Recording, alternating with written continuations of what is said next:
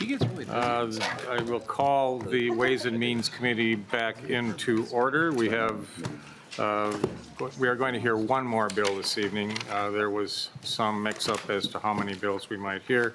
It'll just be the one bill, Senate File 856, and I will move Senate File 856, second unofficial engrossment before the committee to be moved to the general register. We have a series of amendments that we are going to go through. First, Representative Claiborne. Thank you, Mr. Chair. The first amendment I would like to move would be the A14. Representative Claiborne moves the A14 amendment. Representative Claiborne. Thank you. And in honor of the agreement, I would like to divide this amendment, please. And I would like to only consider lines 1.5 through 1.9. Representative Claiborne moves to divide the amendment. I agree that the amendment is divisible, and we will consider, of the A14 amendment, we will now consider lines 1.5 through 1.9. Chair Claiborne. Thank you very much, Mr. Chair. And what this amendment would do would add $15 million in fiscal 2027 from the general fund to the Office of Inspector General for technology modernization to improve data sharing between the agencies and to enhance security, identity authentication, and verification capabilities for the state services. This is a one-time appropriation which would be available to June 30, 2030. It's an important part. I noticed in the bill that there are no provisions for IT, and if we are going to do this work well, we should be including IT appropriations. Any member questions or comments? Representative Gomez. Yeah, Mr. Chair. I'm just wondering if this actually, because it's, there are a number of kind of functions for this 15 million that I'm seeing. This first one, technology modernization to improve data sharing between agencies. I mean, that alone, as my understanding is that that's a very costly prospect. And then there are these other, security enhancement, identity authentication. I'm just wondering if this, and the chair brought forward or has been discussing, sort of like much broader IT modernization. I'm just wondering if this is an adequate amount of money for what's laid out here, or if this is sort of like, we're all kind of, we're in Ways and Means, we're trying to figure out what's the cost moving forward. Is this like step one, or is this it? Or maybe you don't know. Chair Claiborne. Thank you very much, Chair Gomez. I appreciate the question. In the 2023 budget for state government, we did, across the enterprise, put in a great deal of money for IT modernization. But in the fiscal note for this particular bill, it outlines the very specific needs of IT that will be needed for this office to do its job effectively. And in the governor's proposal, IT came and testified in state government what the 15 million would do, and it seemed appropriate for that conversation. So that's where the 15 million came from. And Mr. Chair, I would request a roll call on this, please. Roll call requested, roll call granted. Other member questions? Any comments from the authors of the bill? I'll comment quick. Everything that is in the bill, including the amendment that Representative Norris is offering that we've agreed to, has been discussed in depth and debated by the working group, including the Senate. And the Senate has said they will concur with things because we've essentially conferenced this before. This is something new. It doesn't mean it's necessarily a good or a bad idea, but we don't want to do anything with this bill before it's completely agreed to with the Senate. So I would ask that that we not put amendments on that have been not completely and totally vetted with the working group. There is still time before this is on the floor, I suspect, next week. So thank you. Thank you, Representative Anderson. So Representative Claiborne, I have been working hard on technology modernization, as you know. I'd be happy to bring this into our conversation, but at this point in time with this bill and the delicate negotiations and the long process that we have been through, much of which you are directly familiar with, I'm going to suggest that we not accept this amendment, even though I care very much about technology modernization and realize how important it is. But as Greg Davids would say, today is not the day. The CA will take the roll. Chair Torkelson. Chair votes no. Chair Frazier. Aye. Vice Chair Scott. No. Vice Chair Agbadje. Aye. Representative Acom. Aye. Representative Backer. No. Representative Baker. No. Representative Bierman. Aye. Representative Gomez. Aye. Representative Heinzman. No. Representative Igo. I don't know. Representative Claiborne. Claiborne, aye. Representative Cagle. Aye. You are no on this. Representative Cagle. Oh, aye. Representative Katiza Watun. Aye. Representative Koznick. No. Representative Kresha. Go ahead, Ron. Krisha, no. Representative Lilly. Lily, aye. Representative Mueller. Aye. Representative Nash. Nope. Representative Noor. Aye. Representative Novotny. No. Representative Olson. No. Representative Pinto. Aye. Representative Schumacher. Schumacher, no. Representative Swedzinski. Thanks. Swazinski, no. Representative Vang. Aye. Representative West.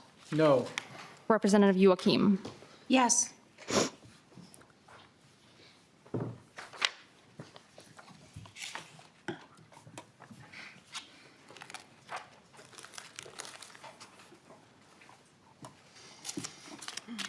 There being 14 ayes and 14 nays, the amendment as divided, considering lines 1.5 through 1.9, is not adopted. Chair Claiborne. Thank you, Mr. Chair. Next, I offer the A15. I move the motion for the A15 to be before us. The A15 needs to be a bit modified at this particular time, and I've talked to House Nonpartisan about this because the base amount will be changed in the amendment being offered by Representative Norris. The intent of this motion is to add $12,500,000 per year to build out the office and staff of the Inspector General Anti-Fraud Waste Bureau. This is the law enforcement unit that is referenced in the bill. If we are going to set this office up to do its work, then we need to be honest about what it costs, and we need to fund the law enforcement unit. And we have estimated in the fiscal note that the high end will be $12,500,000 per year. And that is, I would like to be able to give House Nonpartisan the ability to adjust it appropriately after passage of the amendment, to add the $12.5 million per year to the appropriation. Representative Nash. Thank you, Mr. Chair. I would just point out that as this bill was leaving state government after its fourth attempt to get it out, none of these amendments were offered. And that would have been a great time to talk about this very thing. We didn't. And now we're talking about it in Ways and Means. So I think that, for me, that will give me the ability to vote no. Mr. Chair. Representative Chair Claiborne. Thank you. I would like to remind my co-chair and the members of this committee who were not maybe enjoying state government as much as we did, that in fact, we offered a House position, a DE, which was not considered, and therefore our amendments were all turned down. So this is the appropriate place. This is Ways and Means. We are seeing the bill in its final form as it's passing to go to the floor, and it is more than appropriate to put in the funding as we see the bill moving forward. All those in favor of the A16 amendment signify by saying aye. Aye. Those opposed, no. No. No, the amendment does not pass.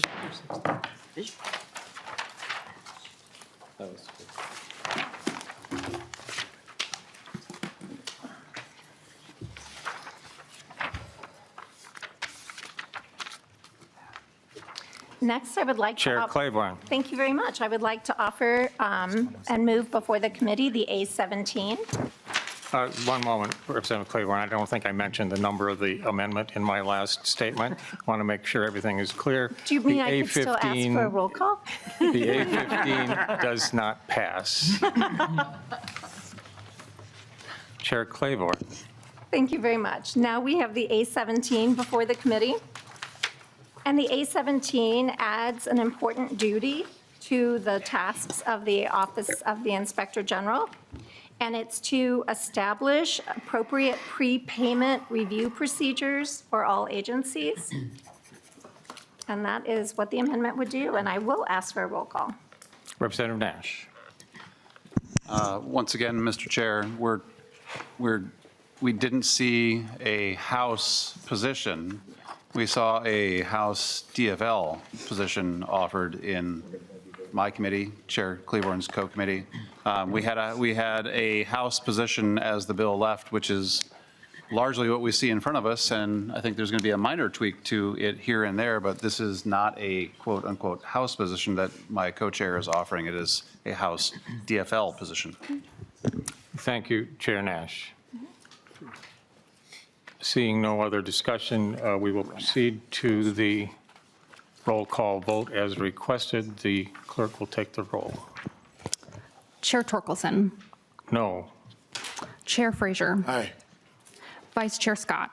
No. Vice Chair Agbaje. Aye. Representative Acom. Aye. Representative Backer. No. Representative Baker. Nope. Representative Bierman. Aye. Representative Gomez. Aye. Representative Heinzman. No. Representative Igo. I go no. Representative Claiborne.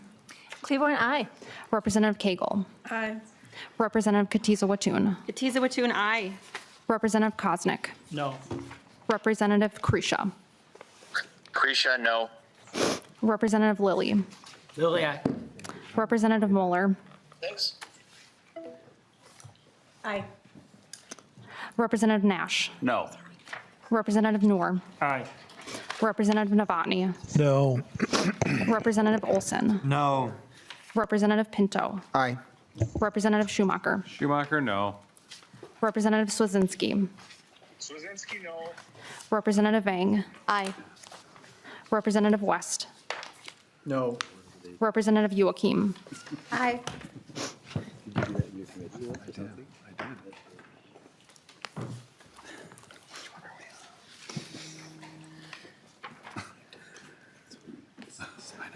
There being 14 ayes and 14 nays, the amendment fails. The A17 amendment is not adopted. Representative Claiborne. Thank you very much, Mr. Chair. And this, I would move the A25 to be before the committee. Chair Claiborne moves the A25 amendment. Chair Claiborne. Thank you very much. And this would establish a new coordinating commission. And the purpose of this coordinating commission would be for the Inspector General Coordinating Committee to coordinate and strengthen the work of the executive branch agencies in safeguarding public resources through effective and efficient program integrity, audit procedures, internal controls, and related functions. The amendment lays out who would be able to participate. It would be a commissioner or designee from each agency that has its own inspector general, and it would also be the superintendent of the Bureau of Criminal Apprehension in the Department of Public Safety, the commissioner of admin or their designee from the Office of Grants Management, the commissioner of management and budget, specifically their internals, controls, and accountability unit, and they would meet monthly to share investigative data, trends, and other information that would better prevent, detect, and investigate fraud and misuse in agency programs. They would also assist the Inspector General in the development of data sharing methods, investigative best practices, program integrity review processes across the agency's programs. It would also assist agencies in securing specialized internal audits, investigation, and other necessary skills and tools. All the things that we know that help prevent fraud, it would be what the things that this new coordinating commission would work on, and I would ask for a roll call, please. Representative Nash. Thank you, Mr. Chair. One of my favorite quotes that my co-chair has heard me say many times is from Oscar Wilde, and it's, "The bureaucracy is expanding to meet the needs of the expanding bureaucracy." I can't wait to answer that one. Well, I look forward to it. It'll be like Old Home Week. I just think that, once again, this is outside of the working group. This is not something that they brought forward. The deal is perhaps quite tenuous, and I think that this is something that we should not do. Thank you, Chair Nash. Chair Claiborne, I'm tempted to call this amendment out of order. This is a fiscal committee, and this is a policy amendment, but I will allow it to go forward. Chair Claiborne. Thank you, Mr. Chair. And because this amendment would enable us to develop policies and procedures that would save money, I do think that it is relevant to the committee. And I would just like to say, anyone who has read this bill understands the duplication that is occurring in this bill. It duplicates things that are already being done in the OLA. It duplicates things that are already happening in the Bureau of Criminal Apprehension. It duplicates things that are already happening in MMB. It is the very definition of expanding government at a very expensive cost. I will agree with everybody in this committee that fraud is something that has to be rooted out and ended and prosecuted to the fullest extent possible. No fraud is acceptable. But to say that my amendment of having a commission of state employees coming together to talk about best practices is expanding government is laughable, absolutely laughable.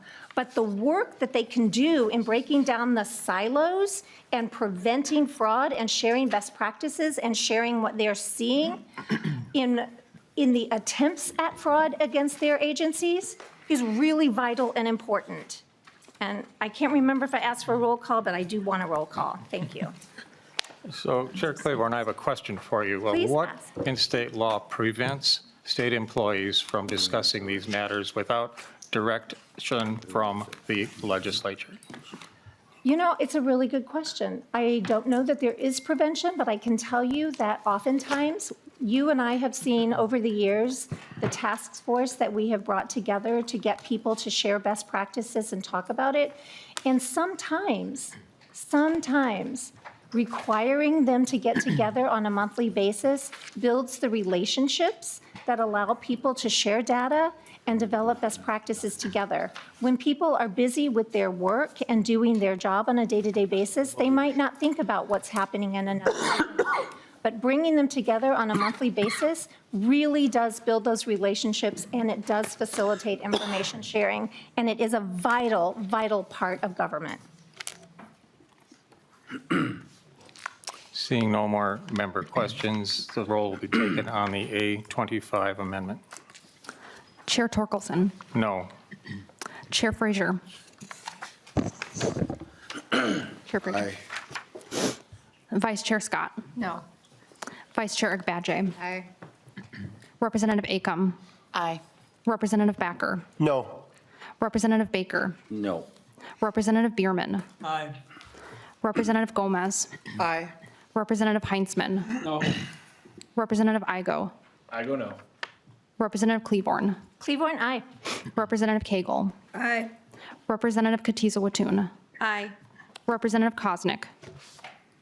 No. Representative Kresha. Krisha, no. Representative Lilly. Lily, aye. Representative Mueller. Aye. Representative Nash. No. Representative Noor. Aye. Representative Novotny. No. Representative Olson. No. Representative Pinto. Aye. Representative Schumacher. Schumacher, no. Representative Swazinski. Swazinski, no. Representative Vang. Aye. Representative West. No. Representative Joachim. Aye. There being 14 ayes and 14 nays, the 825 is not adopted. Representative Chair Claiborne. No more? You get a break tonight. Oh. Oh, clever. To the bill, we do have an amendment that we are going to adopt. We have the A36 amendment to your amendment. Representative Norris. Thank you, Chair Torkelson and members.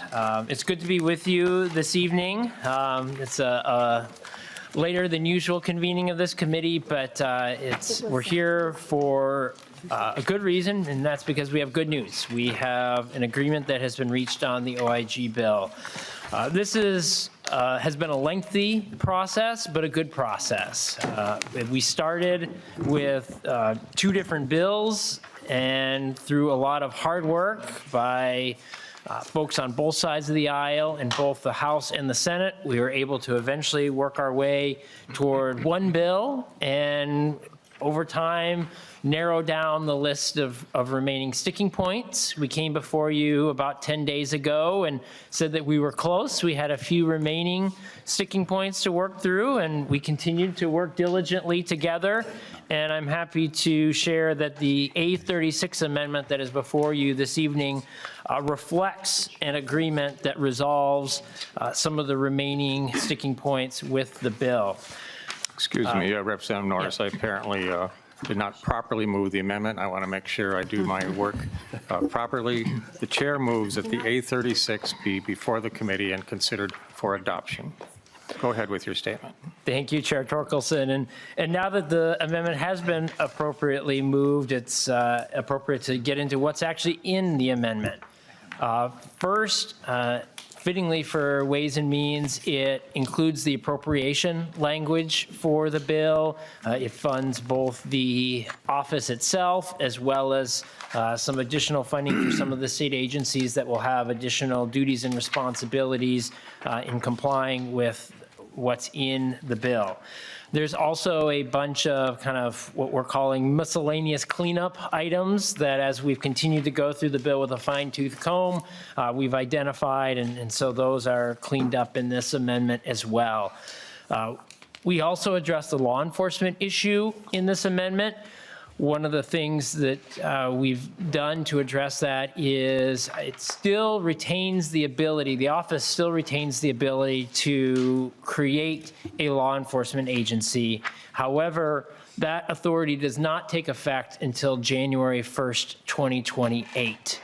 In the meantime, the office will have the ability to work with the BCA through an interagency agreement for any law enforcement needs that they have. I kind of bill that as a test driving the model of working with the BCA to see how that works and whether there's actually a need to create a separate law enforcement agency in the future. So that's how we dealt with the law enforcement component. And then I will turn it over to my co-author on the bill, who has been great in working through all of these issues with over the last, 16 months now we've been at it. And she'll describe some of the additional components of this amendment. Representative Anderson. Thank you, Mr. Chair and members. I think the other big issue that was sort of a sticking point for a long time is the issue of the MDE, the current staff, OIG staff within there. This amendment essentially allows or says that the OIG, the statewide OIG, will embed those staff within the agency. This is common. It was something that I actually did myself when I was state auditor, back when we had a larger staff at that time, and we embedded folks within Ramsey County. We had a whole department there, and they were state auditor employees, but they actually focused 100% on Ramsey County. We had that in Minneapolis too. And so it's a way to frankly come to a compromise where these folks who will be statewide OIG employees, but they will also be within, focus 100% on MDE issues, the ones that are within MDE. So they will have that expertise, and I think it was a good compromise, and that's what we came to. And I think the rest we went over, there's some just minor things I can tell you. I know the legislative auditor was brought up again. The legislative auditor and staff has been through this bill about 20 times. And so, and as we have, and so some of these are little minor things. There is no duplication of duties with the legislative auditor. And it's an excellent bill. It was an excellent compromise. It was long process, but we're good, and the Senate is good. And that's the key. This is a bill that all four caucuses, both bodies, are behind, and it's something that is greatly needed for the state of Minnesota. So, thank you. Representative Moeller has a question. Yeah, thank you, Mr. Chair. Is this, maybe it's to the bill, not necessarily to the amendment. I can wait and ask my. This is to the amendment. Yeah, sorry, Mr. Chair, I'll wait till the bill. Thank you. Any member questions to the amendment as presented? Seeing none, all those in favor of the A36 amendment signify by saying aye. Aye. Opposed by the same sign. Your bill is adopted to, the A36 is adopted to Senate File 856. To the bill as adopted, Representative Norris. Chair Torkelson, we might have some wrap-up remarks, but I don't think we have anything further to add in the All interest of right, time. well, let's go to member questions then. Representative Morrow. I can talk. Moeller. Thank you, Mr. Chair. I have questions about Section 8 of the bill, which is the law enforcement powers beginning on line 11.3. I think it's unfortunate that this did not come before the Public Safety Committee because I have a lot of questions about this. My first question is what is meant by abuse on line 11.9? Because it says the primary jurisdiction of the agency is limited to offenses involving fraud, abuse, and any other criminal conduct. So what abuse, can you point me to a statute, please, that refers to? She's talking about this. Representative Norris. Yeah. Chair Torkelson, Chair Moeller, it's a good question. That was one of those technical cleanups that we accomplished in the amendment that was just adopted. That word abuse was changed to misuse, which is a defined term in the bill. Okay, thank you. Mr. Chair, may I? Chair Moeller. Thank you. So where in statute is there a crime of misuse? Do you want- Representative Anderson. Thank you, Mr. Chair, Representative Mueller, or Chair Mueller. As we were discussing this the whole time, there were terms using like waste, fraud, and abuse. We thought the better term is misuse of funds. And we made that decision to use that term all throughout this bill, misuse. And I think that in a lot of the fraud legislation that's going through, we've been using that term misuse. So that is why it's in here. Again, that was caught as one of the final technical things by staff, and we changed that to misuse. Representative Moeller. Thank you, Mr. Chair. And first, let me just say, I really appreciate all the work you all have done working on this. So I'm just truly trying to understand this because I think in if it had come to public safety, we could have maybe defined this a little bit more and to have actual crimes that are referenced here, especially when this is so broad and says any other criminal conduct. So I'm just a little concerned, and maybe there's some time still to sort of tighten up some of those terms or at least reference certain statutes. And then on line 11.11 to 11.13, it says that the Bureau may respond to requests to exercise law enforcement duties in cooperation with the agency with jurisdiction. Would that include the federal government? Yeah. Representative Norris. Chair Torkelson, we're going to defer to nonpartisan staff on that if possible. Would you like the question repeated, nonpartisan staff, or are you prepared to answer? Mr. Chair and members, I think I can give it a shot here. Law enforcement agency, as used in this context on 11.13, is not defined. I would need to look. There is a reference to a definition of law enforcement agency on 11.6, but it's not clear that that applies to law enforcement agency as used on 11.13. If it would be helpful, I can look up that definition, 626.84 subdivision 1, paragraph F. Representative Anderson. Thank you. I also, the entire law enforcement section, the original was written by Senator Latz in the Senate. I just want you to be aware, and was through judiciary numerous times, so. This was not written by us. Thank you, Mr. Chair. Well, I appreciate that, but he and I don't always see eye to eye.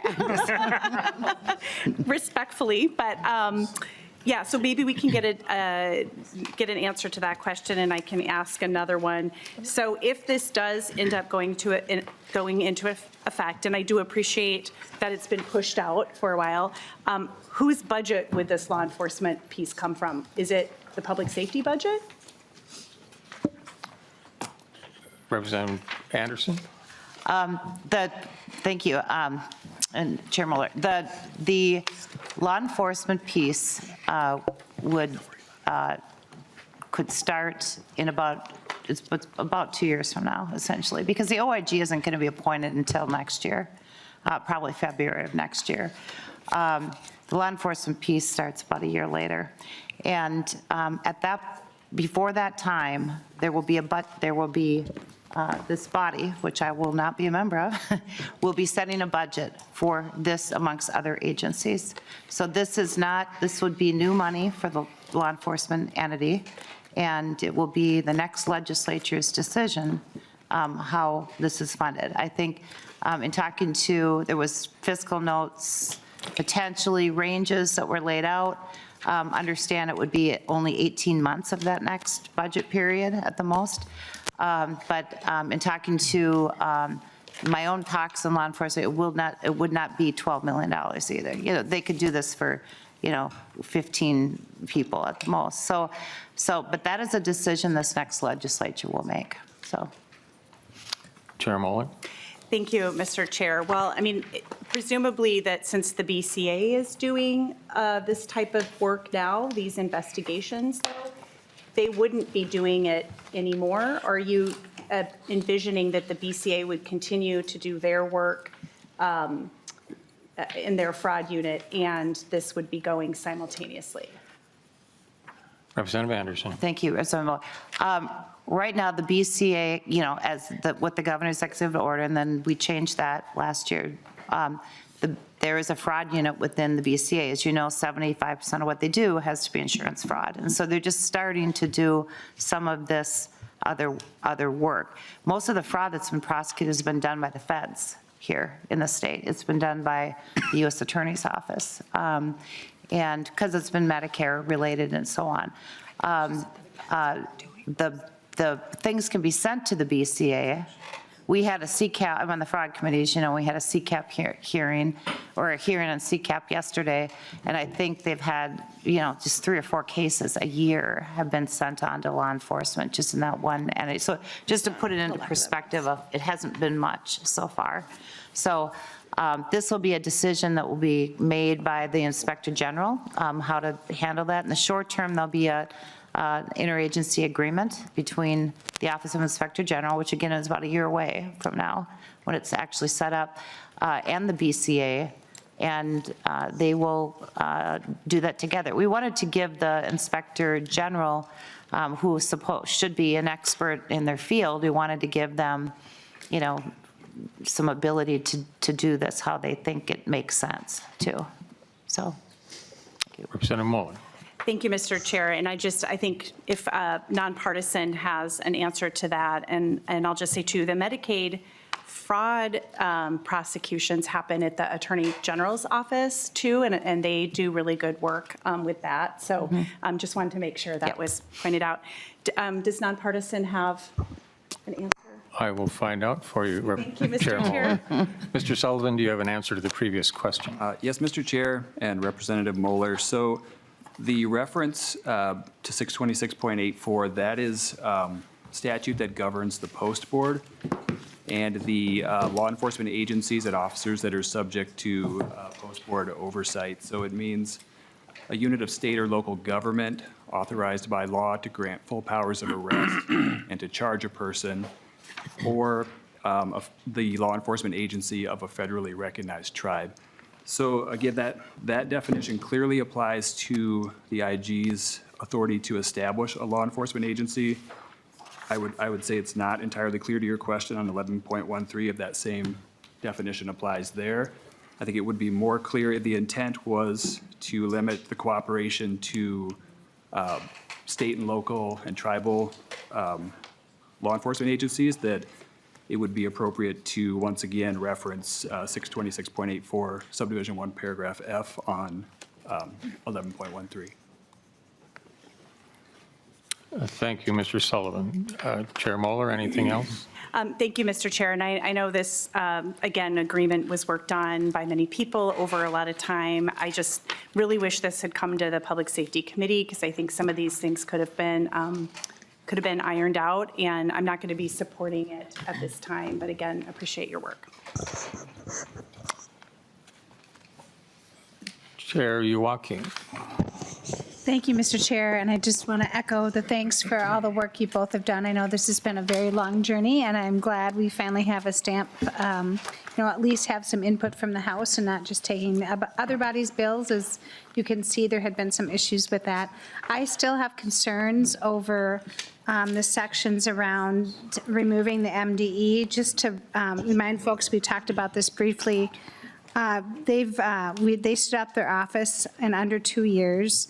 They've investigated, had 412 complaints, 178 complaints were closed, 234 are still under investigation, 21 investigations, and we're in collaboration with law enforcement and had 20 temporary sanctions imposed, saving $1.1 million already and recovering over $12,000 to start with, but there's more on the way. They've been doing items that other agencies have been wanting to do around using AI to enable review of documents, doing a lot of prevention work on the front end. And this language, while you keep, you embed OIG in MDE, so there will be some knowledge base there, but there's some work that needs to be done on lining this up and on timing, because you remove all the funding from the MD for the OIG staff, but then the statewide OIG only provides investigative duties and none of the preventative duties. So now the OIG and MD doesn't have any ability to do any of the prevention, to prevent the fraud before it happens. And then you also leave MDE with less power to do sanctions if something is found wrong. So I hope you'll continue to work on this. I mean, there's a reason why we put OIG and MDE. It's the second largest funding stream in the whole state. And we do deal with federal funds as well. So I think we probably should have an OIG there that is actually fully embedded, not just embedded in MDE, but has MDE staff there. So I think there's still some work to do, and lining those dates up and lining the sanctions up and still giving MDE the ability to do the prevention work that they had been doing in the office that's currently there. So still thinking about whether or not I can support it today. Representative Norris. Thank you, Mr. Chair. Just wanted some clarity on federal Medicaid compliance because of the requirement for single state agency to be responsible. In this instances, we're giving the Commission of Human Services to be the sole authority for the Medicaid. It seems that this bill conflicts with that authority when it says the IG may be able to investigate Medicaid fraud, and that is permissive for that IG to do so. But this kind of conflicts with the single state agency requirement. How are we going to be able to, I understand we're asking CMS for approval, which means we may have that conflict because the federal rule specifically says single state agency. How are we going to resolve that issue? Representative Norris. Thank you, Chair Torkelson, and thank you for the question, Chair Noor.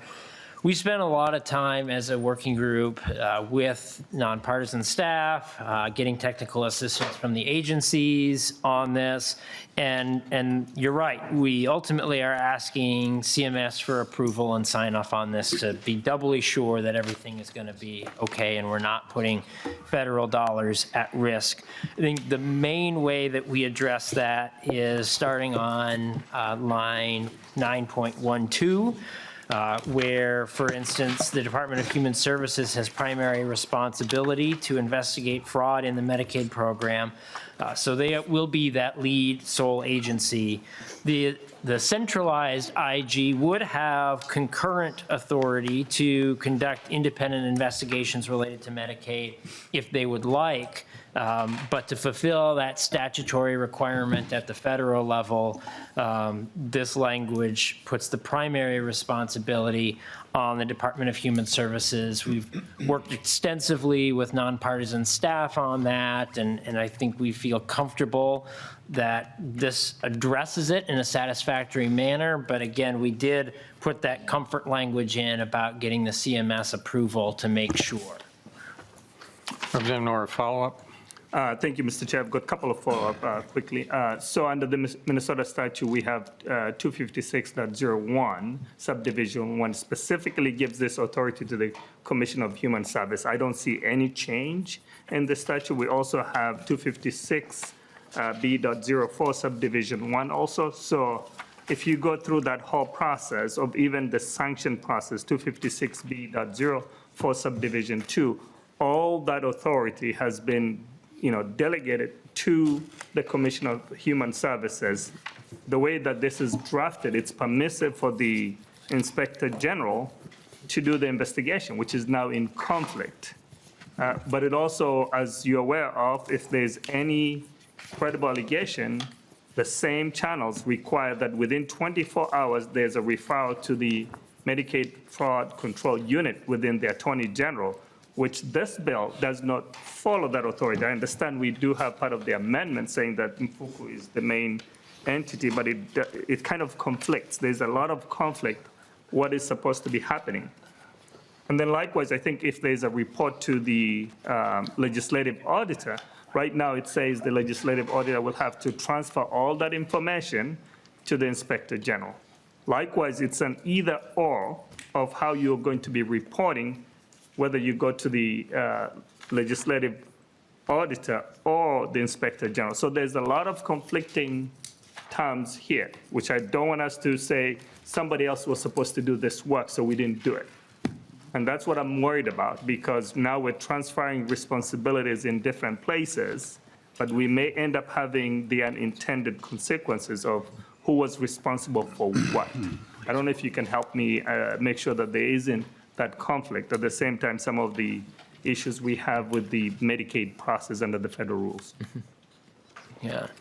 Representative Norris. Chair Torkelson and Chair Noor, I think it's a good question.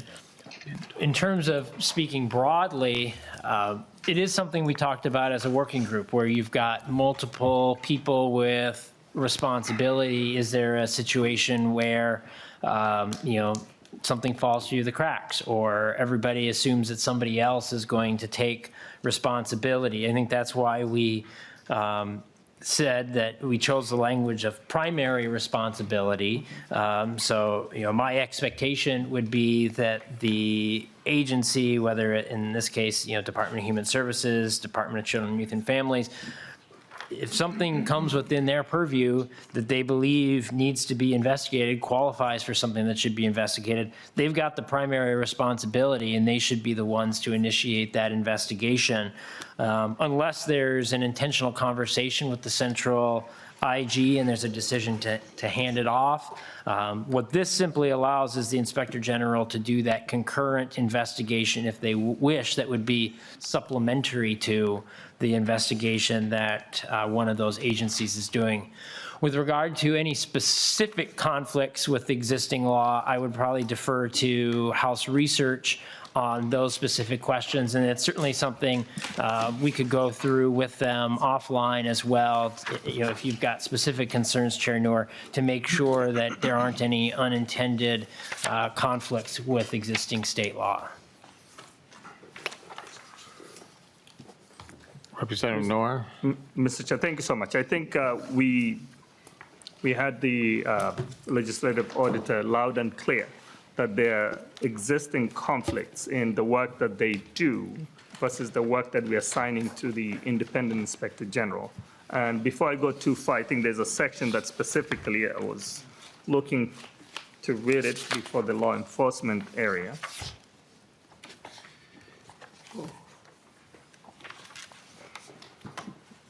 I'll ask nonpartisan to point that where there's either or, that you can refer the cases to either the Inspector General or the legislative auditor.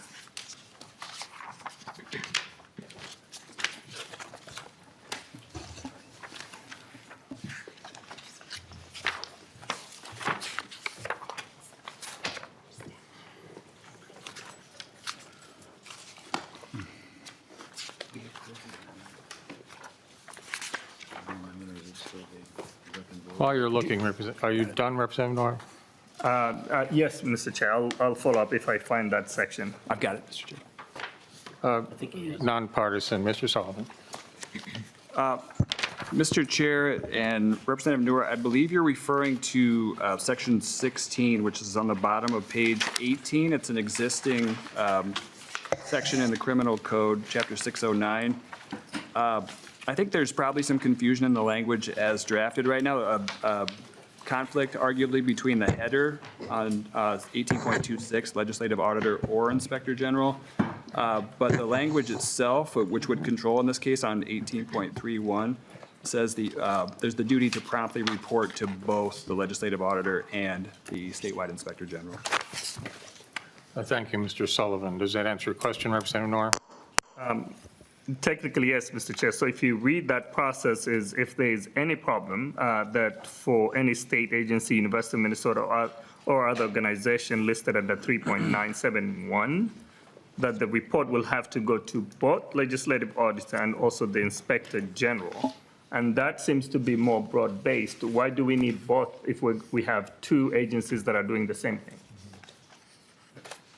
Is that a question to the author, Representative Noor? Yes, Mr. Chair.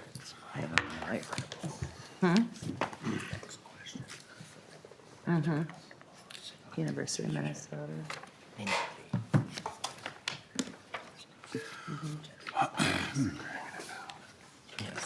Yeah, he's saying he's saying it's duplicate. Representative Norris. Chair Torkelson, Chair Noor, I think the decision of the working group as we were working through that was that both of those entities have responsibilities for investigating instances of fraud or misuse, and so it was appropriate for both agencies or offices to receive those reports. I think one of the challenges is in talking to the legislative auditor, she's indicated that they get more tips than they can fully vet and investigate to the level of detail that they'd like to. And so by referring it to both, we're hoping to increase the capacity we have to look into these sorts of reports and determine whether they're credible and deserve further investigation, or turn out to be frivolous. Mr. Chair. Representative Norris.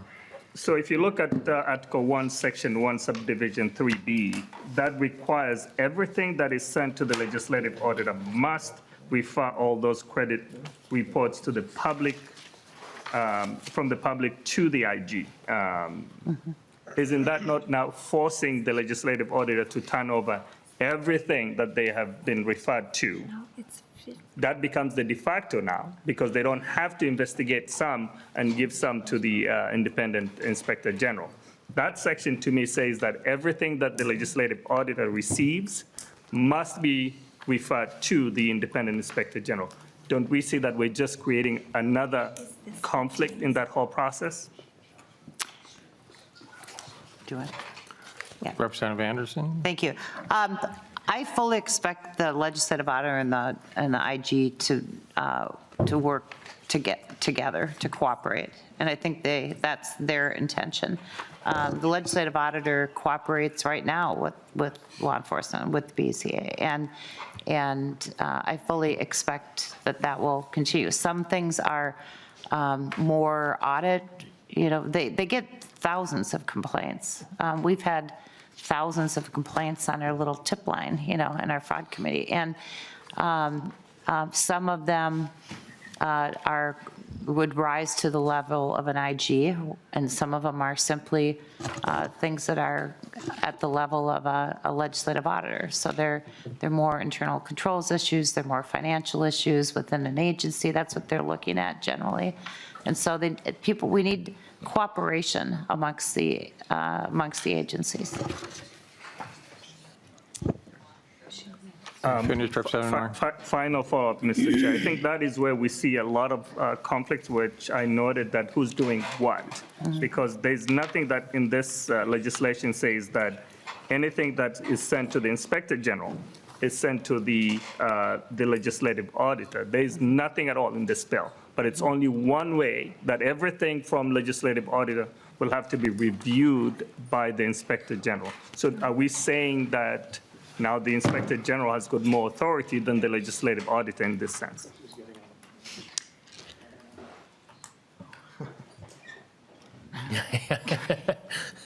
Representative Norris. Do it.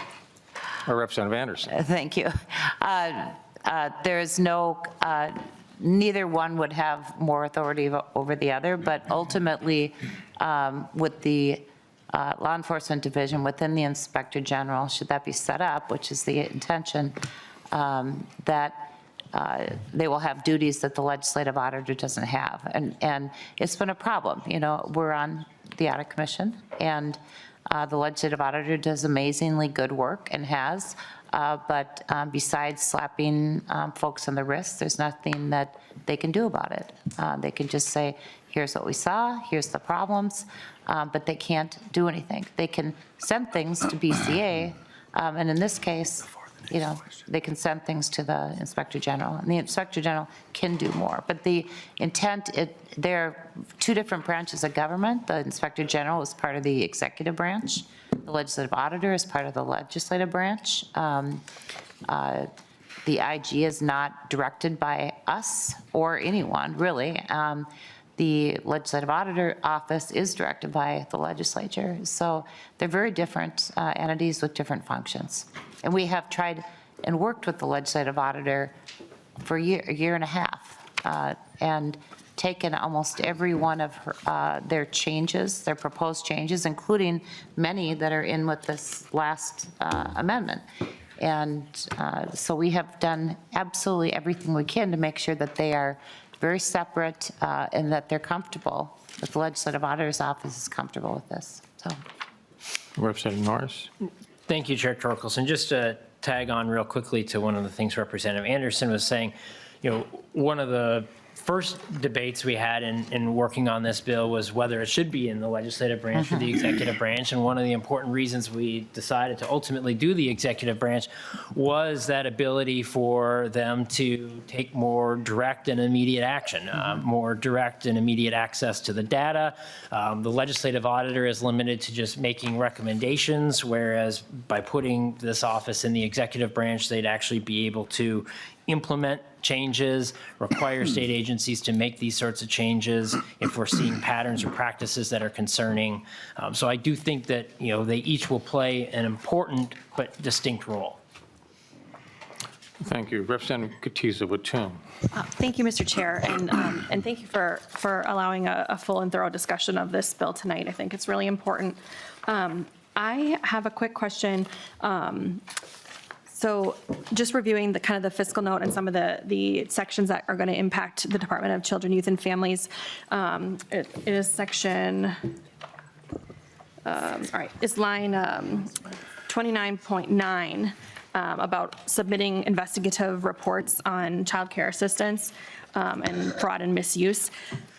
I spoke with the Department of Children, Youth, and Families and just trying to understand if such a report doesn't actually exist at this point in time where they are reporting on alleged fraud or actual investigative confirmed fraud or misuse.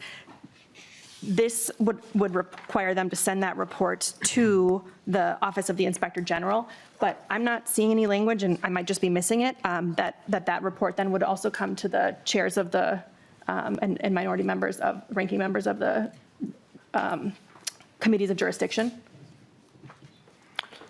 Representative Norris. Chair Torkelson, Chair Katiza-Wattoon, just looking at it briefly, I don't see that requirement either. I think it, is an idea that might have some merit, and we could certainly take it under advisement before the bill comes to the floor. Quick follow-up, Mr. Chair. Follow-up, Representative Katiza-Wattoon. Thank you so much, Mr. Chair, and thank you for that. I think, to the extent that we can ensure that the legislature has all related and appropriate information so that we could take legislative action if necessary. I think that that's something that we should definitely consider. And then also just kind of looking at the staffing sections, it's my understanding based on that conversation and based on the fiscal note for the Department of Children, Youth, and Families that they are planning to hire an additional 5 staff members to coordinate with the central office of the Inspector General. Are we calling that the COIG? I don't know what, some, shortening the, I don't know, just workshopping things here. But I'm not sure, just based on what's listed out in the fiscal note for the staffing of the Office of the Inspector General, how they are going to assign those folks, those investigators, between either MDH, DHS, DCYF, who already have internal departments of the OIG, and then the other departments that do not have an OIG. Is that something that you would anticipate the departments figuring that out kind of in the data sharing agreement or the interagency agreement? Or is that something that you guys have talked about and I'm maybe just oversight here? Representative Anderson. Thank you, Chair Tolkson and Chair. That would be part of an interagency agreement, but I can tell you that in my professional opinion, I think these agencies don't need to hire these people to do this. Okay, so, but we took it and it's part of the fiscal note. So it just, it is what it is. So, but I don't think what there's in there, like DHS has like 25 or 30 people or something. They've added a whole bunch of staff because they're saying that they're going to have more complaints if there's an Inspector General office because the public will have more complaints. That's their argument. So this is what fiscal came up with, and we're just accepting it. Is that? Another follow-up, Representative Katiza-Wattoon. Thank you, Mr. Chair. And yeah, just a final thought here. I think, I take your point, Representative Anderson. I think that that's definitely worth considering, and that was part of the reason why I had the conversation with DCYF, because, but I think, the idea of standing up a brand new office, as DCYF has just recently done itself, and kind of considering all the additional data analytics and reporting that the centralized OIG may require from the department to make sure that we are preventing and stopping fraud at the source. I think, just making sure that we're staffed appropriately is something that we definitely want to consider. So, and also to avoid any duplicative investigatory roles, which, I think it's good to have a second set of eyes on things at times, but hopefully in that interagency agreement that we talked about, that's how they would kind of iron things out. So appreciate all the work that you've done on this, and, look forward to future discussion and partnership. Representative Pinto. Thank you, Mr. Chair, and thank you to both representatives for your work on this. If we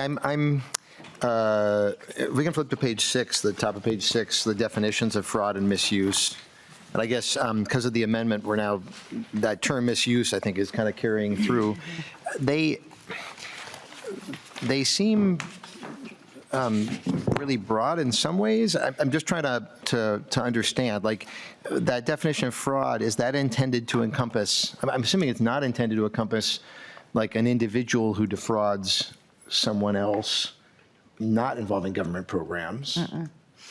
And I can see, I'm interested in saying no, but then I'm not sure where the limitation is on that in the bill, if you've got it, and misuse also very broad. So maybe you can just sort of help kind of think through how those definitions flow through and how they kind of are properly grabbing what we're trying to grab.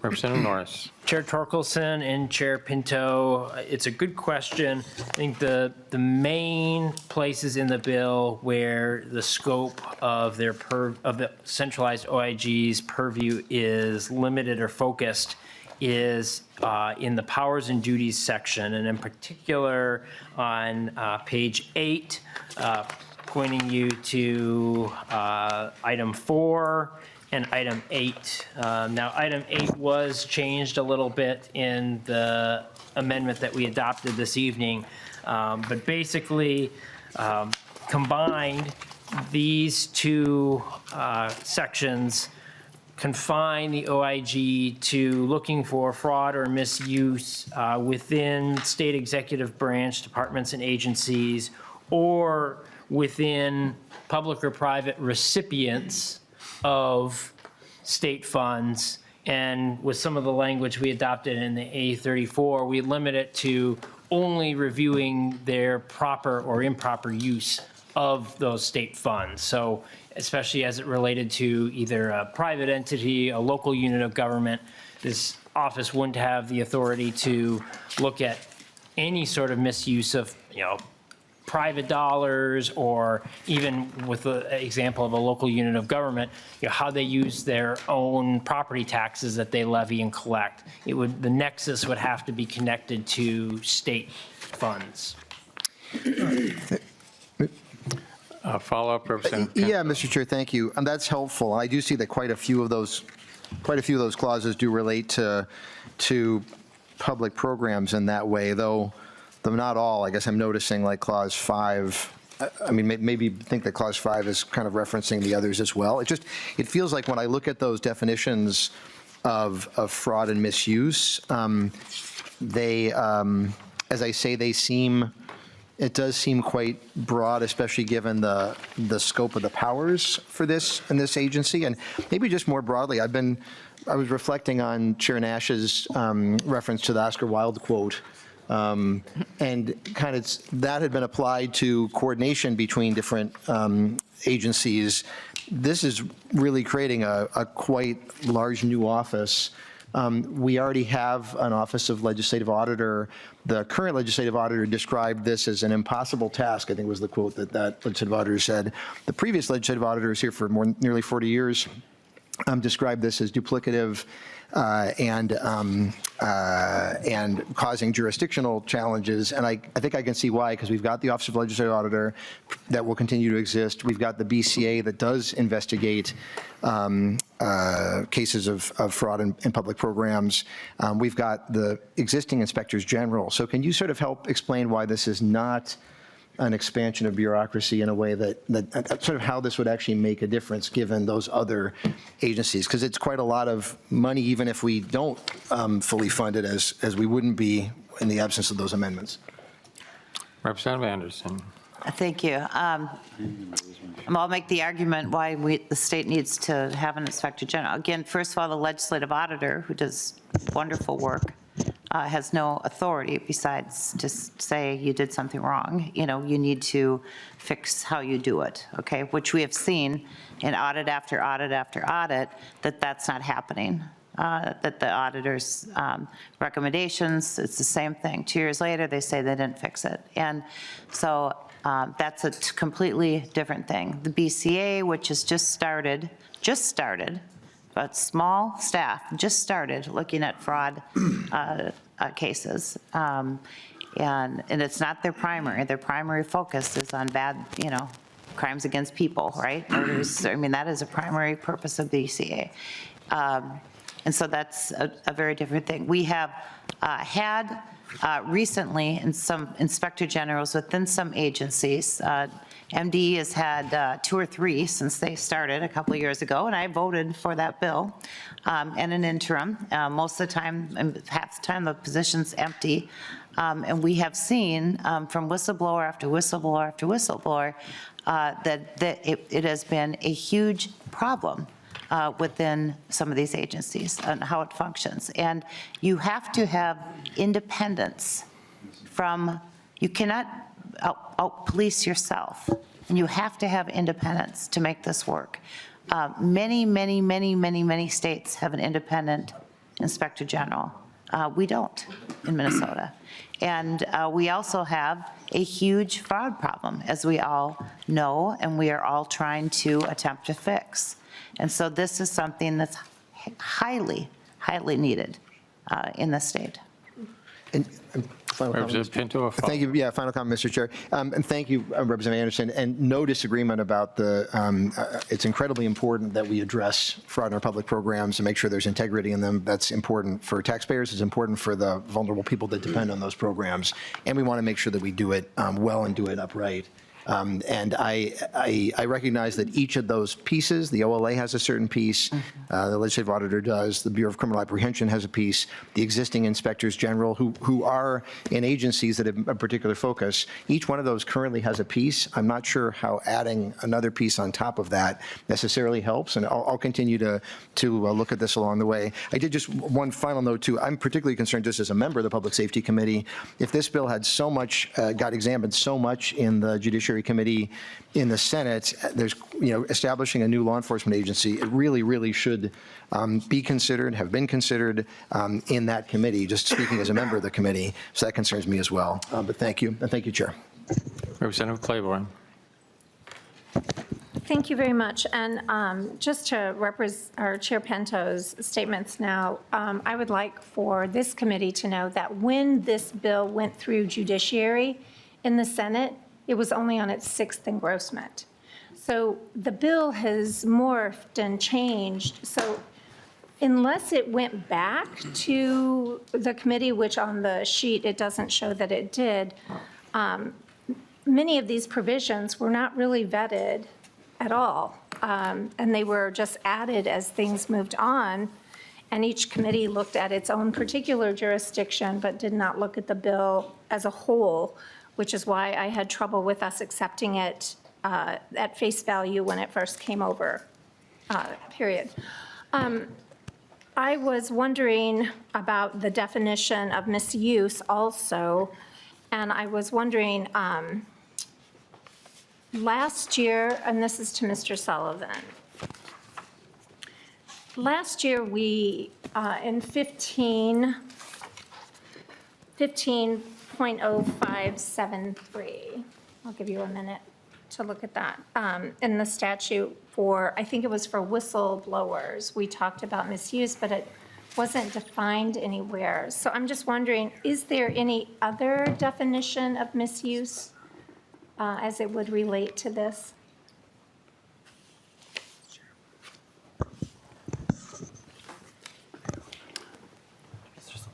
Mr. Sullivan.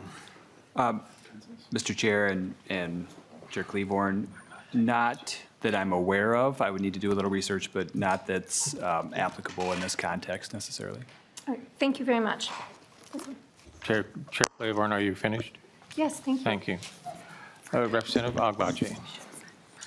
Thank you, Mr. Chair. Kind of just going through a couple of different pieces. One thing that sort of stood out to me in the candidacy of the person who would become the Inspector General, the disclosure is primarily around political affiliations, appointments, campaign work, and partisan activities, but there isn't anything about financial disclosure. Is that somewhere else in the bill? I would just think that someone who would be looking at fraud and finances may also want to disclose any financial conflicts they may have. Representative It's on Anderson. Page 7.15. Thank you, Chair Agbaje. I'm going to ask nonpartisan. We thought of them in the same sense of as a commissioner, and that's kind of, they're in that sense. And so I don't know if commissioners have to file public disclosures, finance disclosures. I can't remember. Maybe nonpartisan can help. Mr. Sullivan.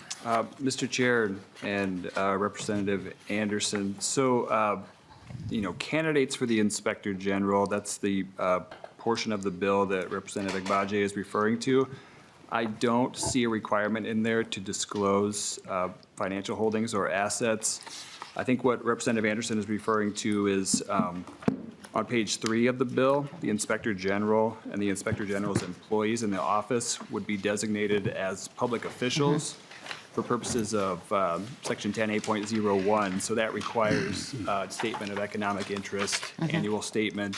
And you'll see that on line 2.13, yes, under current law, commissioners, deputy commissioners, and assistant commissioners do have to file that statement as well. Okay, thank you, Mr. Chair. Vice Chair Agbaje. Okay, and then just also to continue on the discussion about the police force, I'm a little bit concerned with, the authorization and the fact that, I guess, upon request or at the Inspector General's discretion, they can work with law enforcement agencies to carry out law enforcement duties. And so I'm just wondering what is the scope of that? Is that just simply arrests after a credible investigation, or is that something like raids that we've seen from the federal government? Representative Anderson. Thank you, Vice Chair Agbaje. It would be related to fraud, and it would be essentially similar to what you would probably see with the BCA, what you would see them doing, or the Attorney General's office. Mr. Chair. Vice Chair Agbaje.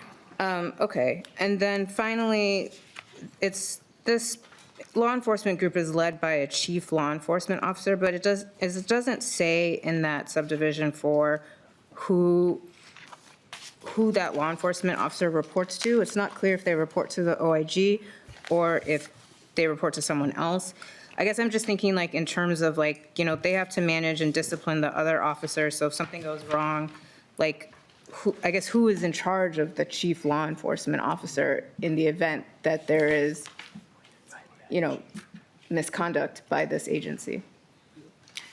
Representative Anderson. Thank you. Thank you, Chair Troxa.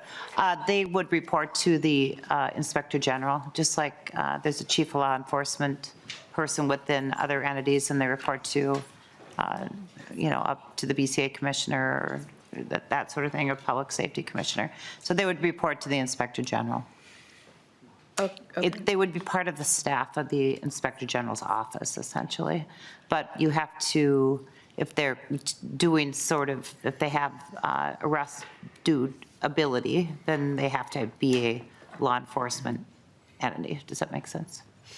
Mr. Chair. Vice Chair Agbaje. Well, right. So I guess I'm just concerned because it's this officer or this law enforcement agency then so the officers in this law enforcement agency only report to the chief law enforcement officer, but I guess the chief law enforcement officer then is in control of that, but who is in charge of that chief who does that chief law enforcement officer, who are they accountable to? I think I heard earlier that maybe they might also be subject to post board, which if so, I guess that's a little bit helpful, but it's just unclear in here, where that is and where people would get recourse. if there's misconduct that's conducted by this law enforcement agency. And the only reason I say that is, police do the job that they're supposed to do, but we know that there's been situations where they've stepped out of bounds. And so just really trying to understand, particularly as we are going after something important, that people don't overstep in this space if they become overzealous. So. Representative Anderson. Thank you.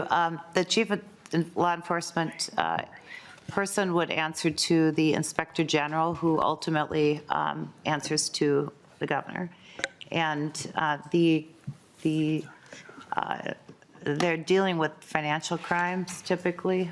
That's what the purpose of this is, financial program crimes. Defrauding the state generally. These are not,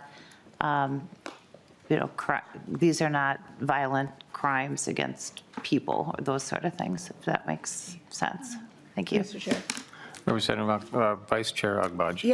Yeah, and that's fair. I guess I just, that's why I brought up the question about the raids, because sometimes if you go in a raid to try to get those financial documents and get the paperwork, you may run into people and they may end up becoming a violent situation. My request would just be that as you continue to work on this bill, to really tighten up that space, to really understand exactly what their roles and duties are, and really understand what the recourse is should they overstep that. And especially because, like, as you said, that they are only going after, financial crimes, which I imagine is to say out there that this isn't necessarily a violent crime. But unfortunately, in our, tense environment now, things can kind of set people off. And so I just would like to see more dedicated language that really kind of cabins the powers that this law enforcement agency has as, they're trying to do this work for us. So I'll leave it at that, Mr. Chair. Representative Joachim. Thank you, Mr. Chair. And I did find something else I had to ask about, because this goes to my concern of having MDE, the money from the Office of Inspector General and MDE move over to the OIG, but then the OIG is only doing, the statewide OIG is only doing investigative powers and the sanctionability. On lines 25.1 to 25.4, just a sec, that they don't have any ability to hear if that, so we talk all the time about agencies sharing information. And if somebody's caught in fraud in one agency, they shouldn't be getting a grant in another agency. This language looks like you're removing that for MDE, to get that information or be able to stop something if somebody is trying for a grant in MDE that already got, taken away in another agency. Representative Norris. Chair Torkelson, Chair Joachim, this is in the conforming items section of the bill, so I may rely on nonpartisan staff to confirm this for me, but I believe the reason that the language was removed here in this particular statute is that if, and under the bill now, when the current MDE Inspector General staff become employees of the centralized Office of the Inspector General, elsewhere in the language of the bill, similar authority is granted to the central Inspector General. And so this language in this particular existing statute is no longer necessary, because the people who would be executing this language and statute are now employees of the central Inspector General and have similar duties under the Inspector General statutes. But I'll defer to nonpartisan staff if I got any of that wrong or there's further clarification needed. Mr. Sullivan. Mr. Chair and members, yeah, I would need to look into this further to be able to weigh in at this point.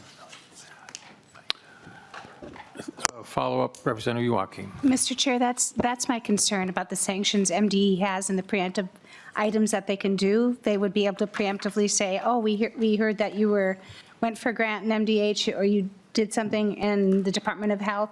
They would be able to then, this takes away their power to be able to say, we're not going to give you that grant in MDE. Because we do some grants to outside agencies in the Department of Education. So I would really want to have that clarified.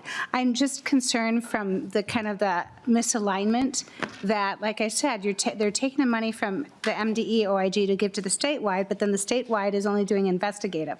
And I'm used to in state government, it's always telling state agencies to do more with less. I'm not used to us telling state agencies or a statewide OIG to do less with more. So this is very concerning to me. Thank you. Representative Norris. Chair Torkelson, I do want to just add, that the centralized inspector general is authorized to do more than just investigations. One of the things that we added in state government this year is additional powers and duties that allow them to do a lot of that really important preventative work.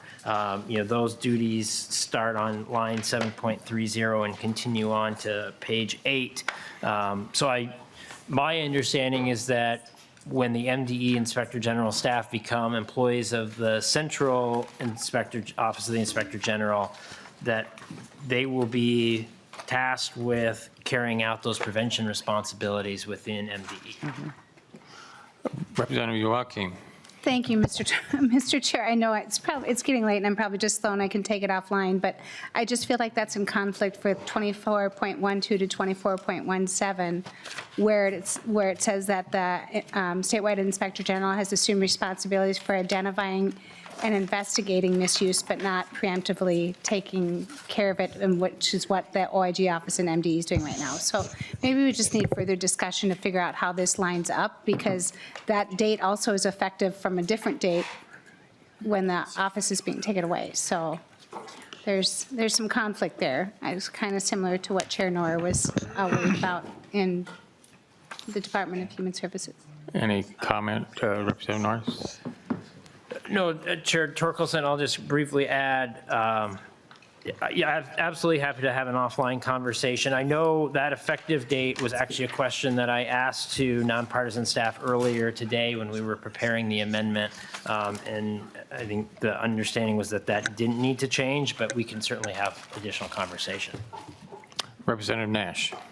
Thank you, Mr. Chair. And for one, I'm very glad that we finally got this to this point. Representative Norris, I saw you in committee 4 times. Representative Anderson, you were there as well. Thank you for pushing for this, working with the working group. I was glad to occasionally join the working group to make sure that this was doing well. But I'm a little concerned. I'm not hearing a lot of yes votes over there. I'm really hoping this makes it out of committee, because this is an important thing. This is what Minnesotans are asking for when they're looking at record fraud. And, I find it amusing that we're hearing from our DFL colleagues who have had record spending coming out of their caucus and talking about wanting to spend even more, that they're now concerned about the spending on this. But congratulations on getting this done. This is an effort that has required a lot of lifting. Getting it out of the committee, State Gov, was Herculean. But I think that I'm really hopeful that this makes it out tonight, because I'm not hearing a lot of yeses. Thank you, Mr. Chair. Thank you, Representative Nash. Final comments to the bill as amended. Representative Norris. Thank you, Chair Torkelson. Appreciate the discussion we've had today.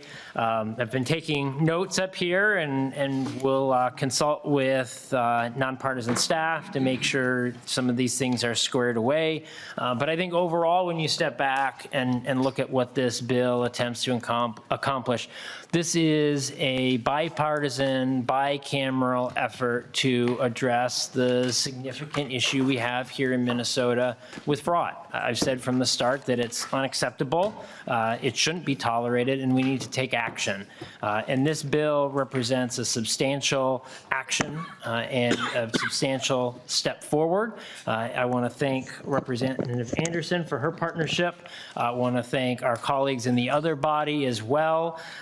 And I'm hopeful that we'll be able to continue moving this along and part of the reason that I've always wanted to be diligent with this work and with this bill, and we did have to make multiple visits to State Gov, is I wanted it to be able to be effective on day one and deliver for Minnesotans what they expect out of this office. And I think with the changes that were incorporated today, with some of the feedback that we've received, we'll make sure that this office is able to do that and deliver the sort of responsible stewardship of taxpayer dollars that Minnesotans expect from us. Thank you. Representative Anderson? Yes, thank you. This is a good bill. Not all of us we started with House File 1, which we did go through a million committees last year, and we got stuck in State Gov too. And this wasn't what each one of us, had in mind in the beginning. There were big differences between the original bill, this is the Senate file, and the House File 1, but through a really, really good process and a lot of good people working on this bill who all want the same thing. What we want is, we want the fraud to stop.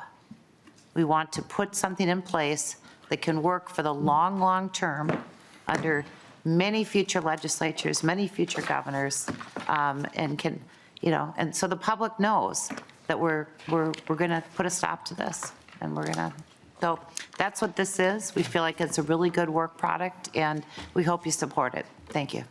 Thank you, Representative Anderson. Co-Chair Frazier. Thank you, Mr. Chair. And I think this was a robust conversation. And, to Chair Nash's comments, we'll move the bill out. We had an agreement. We got there. We'll get the bill out, and we'll continue to have conversations. The concerns you hear today are valid concerns. You may not agree with them, but there are concerns of the members on this side of the table. But we're moving forward. My biggest concern with this bill is that if we are creating duplicate services that we don't need to create, we could spend that money in other places. We know there are needs in the state. We know people have needs, and we could spend that money there. I'm all for intervening and stopping and holding those accountable that commit fraud. We all can agree on that. But if there's a way to do it without duplicating those services and spending money that we don't need to, that we can spend other places, I think we should do that. We absolutely should address the concerns that were raised by Rep. Abaje. We're giving broad police powers. We should make sure that we have guidelines for accountability into that.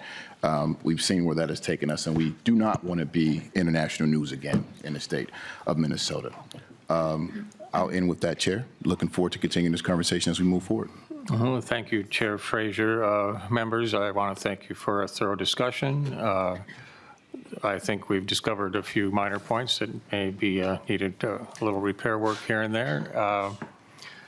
But overall, the need is great. The cost is significant, but it's minimal compared to the amount of money that taxpayers have lost to fraud in these last years. And while there may be some duplication, it's obvious that the current systems don't work. Our administration has been unable to address fraud for many years, and we've seen millions, hundreds of millions of dollars lost. The cost of this bill is significant, but it's nothing like the amount of money that has been given up to fraud by the current administration. Chair renews his motion that Senate File 856, the second unofficial engrossment as amended, be referred to the General Register. All those in favor signify by saying aye. Aye. Opposed? No. The bill passes. You're on your way. Thank you. Chair, Co-Chair Frazier, would you like to give us a preview of tomorrow's action? Yes, Mr. Chair, we have calendar bills for tomorrow. We will be back here at 12:15 tomorrow. Everybody have a good night. Drive safe. Thank you. This meeting is adjourned.